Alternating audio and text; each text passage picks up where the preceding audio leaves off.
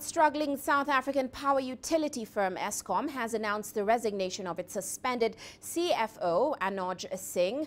Eskom says its newly appointed board has accepted Singh's resignation.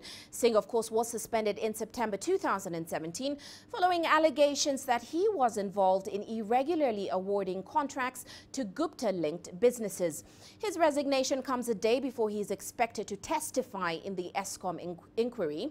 Parliament's Portfolio Committee on Public Enterprises is investigating mismanagement of state funds at the power utility. Well, Angelo Coppola now joins us in Johannesburg with an update. Angelo, welcome to the show. Now, we know Anoj Singh, the former CFO, came face-to-face today with that parliamentary inquiry on mismanagement of funds at Eskom. Given that he allegedly received about 400 million rand in secret payments from the Gupta family, how did today go for him? Well, according to his account, Singh is as innocent or pure as the driven snow. He either had no knowledge of Eskom or Treasury financial compliance documents and procedures.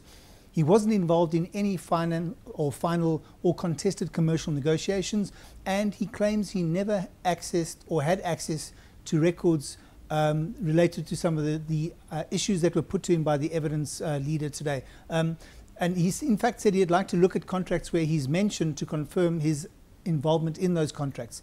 Going over the transactions, the evidence leader also did seem a little frustrated at times because Singh appeared to be deflecting questions or not answering questions repeatedly.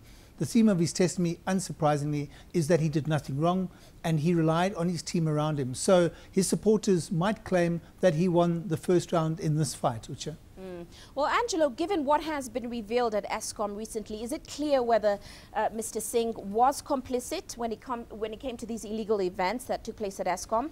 And certainly, what are the chances that we will see him charged or facing penalties after this investigation? Well, the parliamentary committee evidence leader was patient today. It's day one of a two-day inquiry. Is Singh compliant or complicit in any of the illegal events? It's hard to tell. For instance, he claims that he may have stayed in hotels in Dubai where the Gupta brothers were there at the time, but that it was coincidental. He never met with them, he never had meetings with them, or discussed any business with them while he coincidentally was in those hotels. This is despite evidence that 6 of his trips were paid for by the Guptas or their associates. He says he can't recall which Dubai visits he had paid for himself and which his associate, not the Guptas, had paid for. He's also claiming that he wasn't aware that it was a criminal act not to disclose wasteful government expenditure, which is hard to believe because he's been at Transnet for several years and he'd been at Eskom for a couple of years too. But whatever the outcome of this parliamentary inquiry, he still has in fact, he's going to have his day in court. Criminal charges have been laid against him by the Democratic Alliance, and they relate to his involvement in state capture. Other parties are also involved in those criminal investigations.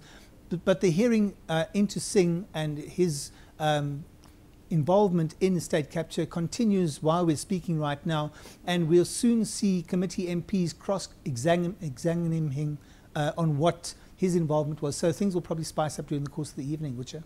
Quite interesting. Now let's move on to Eskom. The utility has appointed brand new leadership, which we know they're going to face major challenges. How does the public feel about these new heads of the company? Well, the public reaction is generally positive at the moment. The problem is that there may be an unintended consequence of this new board and the new CEO because they've got to sign off the utilities financials. They're already 3 months late. And part of that process is to satisfy the auditors that there are no going concern issues here. In other words, that utility is liquid and can pay its bills at the end of each month. The problem is that to make it a going concern, electricity prices are going to have to go up substantially more than that 5% increase that they were granted last year. So will the public like this? That's unlikely because it's going to further squeeze our disposable income.